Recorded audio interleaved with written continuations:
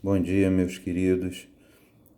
Nós estamos retornando às nossas aulas em que a gente está vendo como a nossa moralidade, uma moralidade que não é deste mundo, né?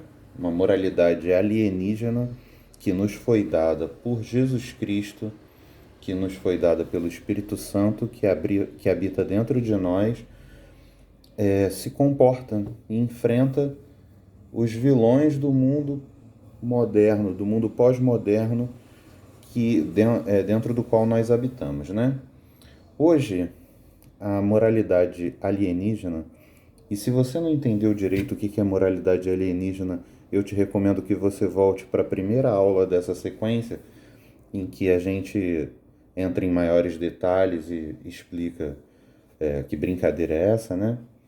Mas hoje a moralidade alienígena ela vai enfrentar um novo inimigo. O inimigo que ela vai enfrentar hoje é o hedonismo existencial. Então, você já deve até ter visto isso no título do vídeo, né? Mas o que é hedonismo?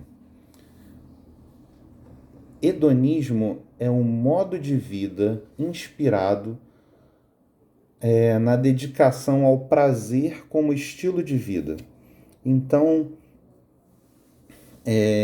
o prazer fica acima de tudo, tá?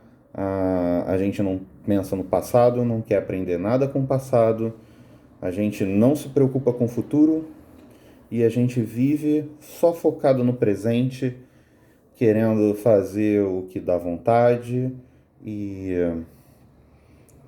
basicamente, já viu aquela justificativa de que só se vive uma vez? É basicamente isso. Isso aí é o que suporta o hedonismo, que é uma característica do mundo ao nosso redor.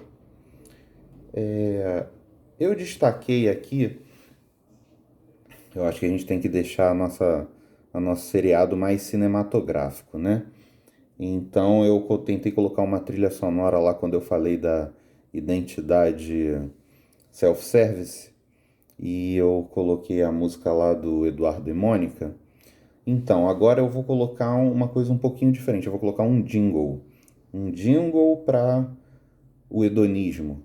E o jingle do hedonismo que eu separei, ele entrega um pouco a minha idade, né? Mas talvez entregue a idade de muitos de vocês também. Talvez muitos se lembrem.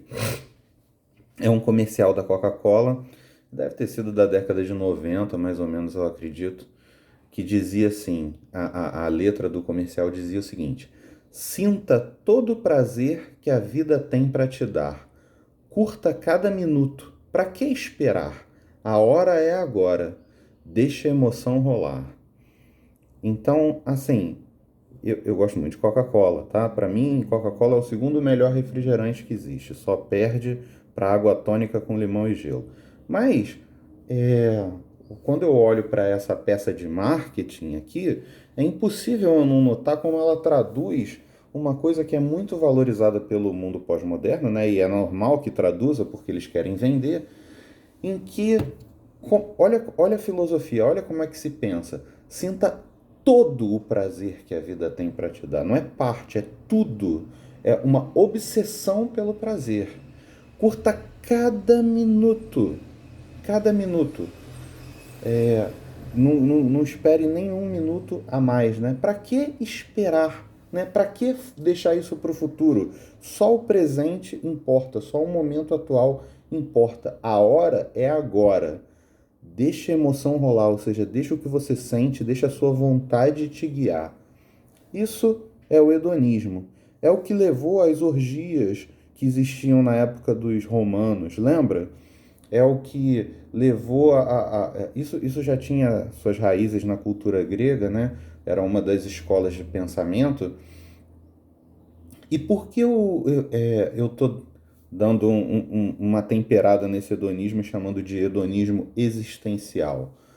O que é o existencialismo? O existencialismo é uma sensação de é uma filosofia, tá? Uma escola filosófica, traduzido pela sensação de desorientação e confusão do indivíduo frente a um mundo aparentemente sem sentido e absurdo. Então, as pessoas olham em volta e dizem: o mundo é muito complicado, é muito sem sentido, é muito absurdo. A gente vê cada coisa assim nos noticiários que assim não tem justiça, não tem consequência, é uma impunidade, nada faz sentido. Então, quer saber? Os valores não importam, ninguém segue, por que só eu vou seguir? Então, se não tem valor, se tudo é relativo, o que importa é o indivíduo, sou eu. E o mundo é tão complicado que eu não sei se amanhã eu vou sair de casa, vai ter uma bala perdida, o que vai acontecer. Então, o que importa é agora, eu vou fazer o que me dá vontade agora. Tem um cara chamado Jean-Paul Sartre, não sei se você já ouviu falar, ele é um filósofo considerado um dos maiores representantes do existencialismo. E tem uma frase dele que diz o seguinte: a existência precede a essência. Então ele diz, olha, basicamente isso traduz um pouco o que o existencialismo quer dizer, né, quer propor, que é o seguinte: não tem muito essa história de essências, de valores, de princípios, de procurar sentido na vida, de procurar um propósito maior. Você existe. E se você existe, isso precede, né? Isso vem antes do fato de você procurar uma essência, um valor, um propósito, um sentido na sua vida. Então, juntando essas duas coisas, tá? E isso tem muito a ver com outras coisas que a gente já falou, como o relativismo absoluto, onde nada é absoluto, onde tudo é relativo. Então essas coisas vão se juntando e vão se compondo numa forma de pensar, de encarar o mundo, que é a forma dominante hoje em dia, a gente tem que admitir. Em que as pessoas acham o seguinte: olha, tudo é relativo, nada é absoluto, valores e princípios não importam, eu estou cansado de ver um mundo absurdo e sem sentido, onde não tem, nada tem consequência, onde as coisas são injustas, então, assim, só eu que vou ficar para trás. Então, assim, eu não sei o que vai acontecer amanhã, então eu vou fazer o que me dá vontade hoje, é a melhor coisa que eu posso fazer com a minha vida. Esse é o hedonismo existencial. E como é que a nossa moralidade alienígena vai enfrentar ele? Vamos para a Bíblia. Quanto ao mundo ser confuso e sem sentido, ele realmente é. Mas olha o que a Bíblia fala em 1 Coríntios, capítulo 14, versículo 33. Deus não é deste mundo. Deus é diferente. A moralidade dele é diferente. E o texto diz o seguinte: pois Deus não é Deus de desordem, mas de paz. Gálatas 5:1. Foi para a liberdade que Cristo nos libertou. Portanto, permaneçam firmes e não se deixem submeter novamente a um jugo de escravidão.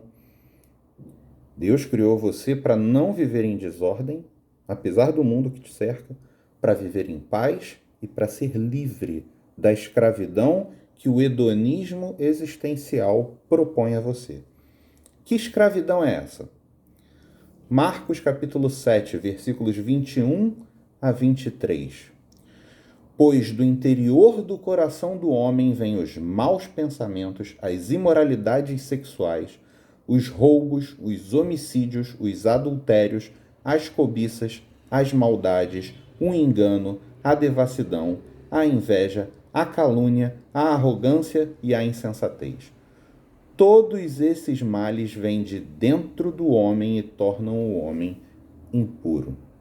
Se você olhar esse texto de novo com calma, se quiser dar um pause e reler, você vai ver que são coisas que a gente faz porque dá vontade. Tito, capítulo 3, versículo 3. Houve tempo em que nós também éramos insensatos e desobedientes. Todos nós. Essa é a nossa natureza humana. Vivíamos enganados e escravizados. Por quê? O que nos enganava e nos escravizava? toda espécie de paixões e prazeres. A vida focada no prazer, o objetivo da sua vida ser fazer você sentir prazer, fazer tudo que te dá prazer e não fazer nada que não te dá prazer, vai te levar a uma escravidão. A escravidão dos prazeres. A você ser escravizado pelos seus prazeres.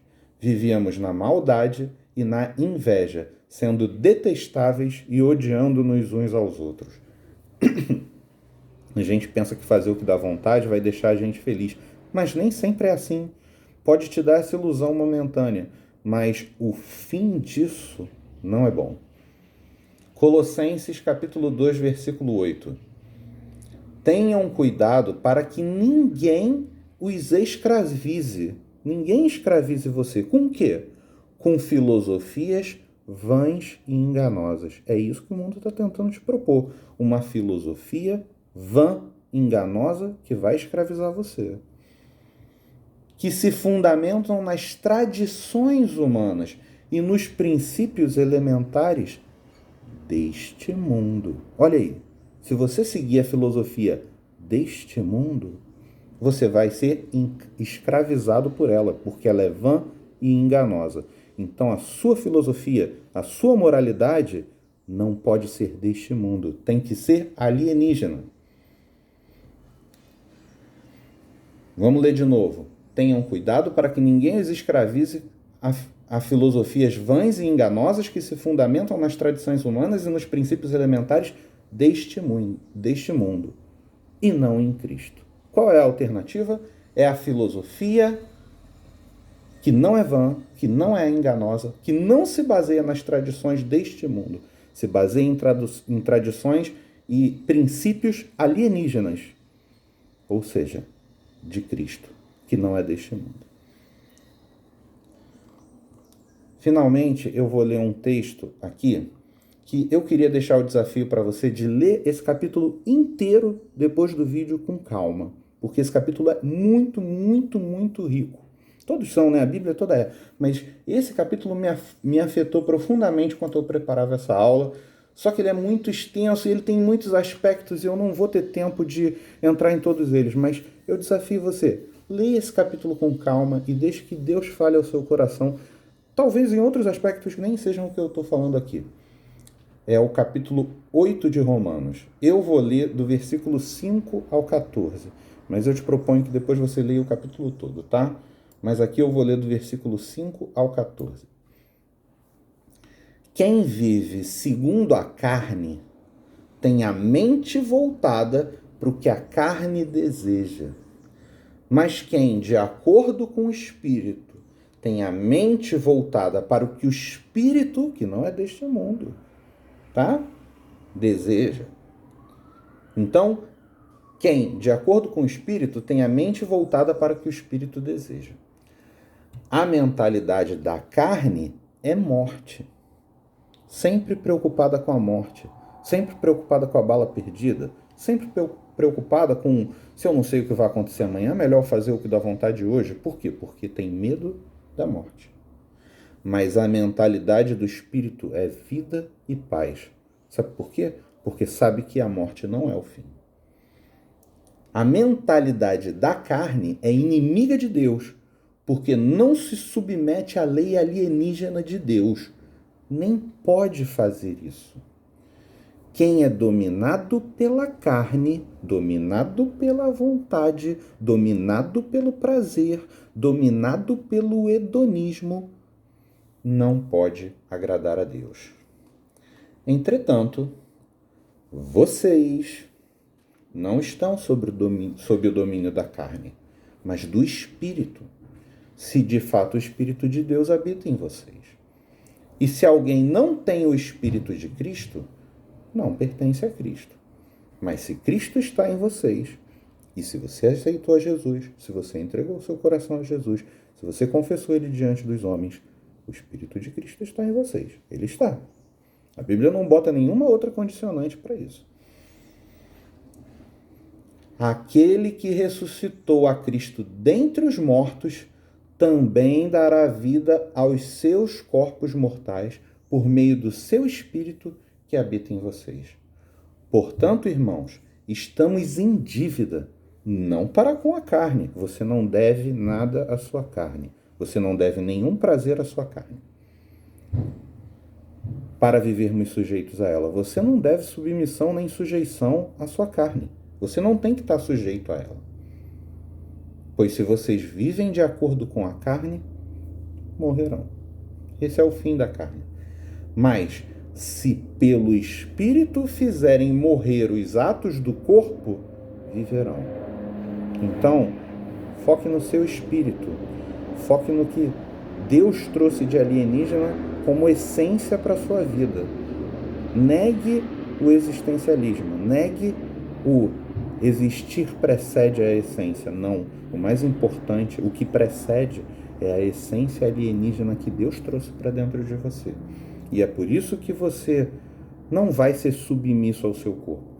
Eu não digo que você nunca mais pode fazer o que você está com vontade de fazer, não. Mas na hora que isso entra em conflito, isso fica em segundo lugar. E isso nunca vai ser, nunca pode ser o que guia a sua vida. Isso nunca pode ser o que direciona as suas decisões e as suas atitudes. Porque todos os que são guiados pelo Espírito de Deus são filhos de Deus.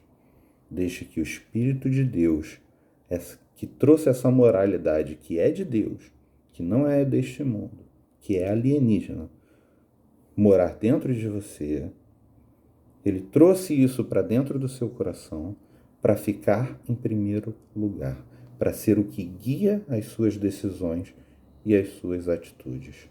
E com isso, a moralidade alienígena vencerá o hedonismo existencial na sua vida. Eu tenho certeza disso. Deus abençoe você. Tenha uma semana abençoada por Deus e até a próxima aula.